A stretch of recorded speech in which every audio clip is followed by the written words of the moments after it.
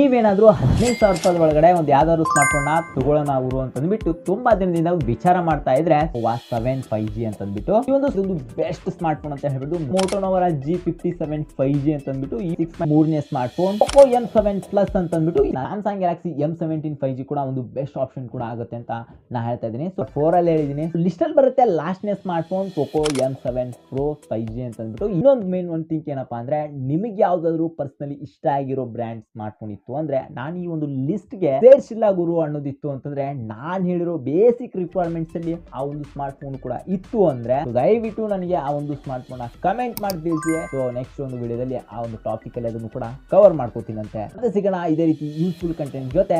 ನಮ್ಮ ಒಂದು ವಿಡಿಯೋ ಇಷ್ಟ ಆಗಿತ್ತಂದ್ರೆ ನಿಮ್ಗೆ ಯಾವ ಒಂದು ಸ್ಮಾರ್ಟ್ ಫೋನ್ ತಗೊಳ್ತಾ ಇದ್ದೀರಾ ಅನ್ನೋದನ್ನು ಕೂಡ ಕಮೆಂಟ್ ಮಾಡಿ ತಿಳಿಸಿ ಅಂತ ಹೇಳ್ತಾ ನಮ್ಮ ಚಾನಲ್ಗೆ ನೀವು ಸಬ್ಸ್ಕ್ರೈಬ್ ಮಾಡ್ಕೊಂಡಿಲ್ಲ ಅಂತಂದ್ರೆ ಸೊ ನಾನು ಆಗ್ಲೇ ಹೇಳಿದೆ ನಾನು ನಿಮ್ಮ ಗಣೇಶ್, ನೀವು ನೋಡ್ತಾ ಇದ್ದೀರಾ Ganesh tech update YouTube channel.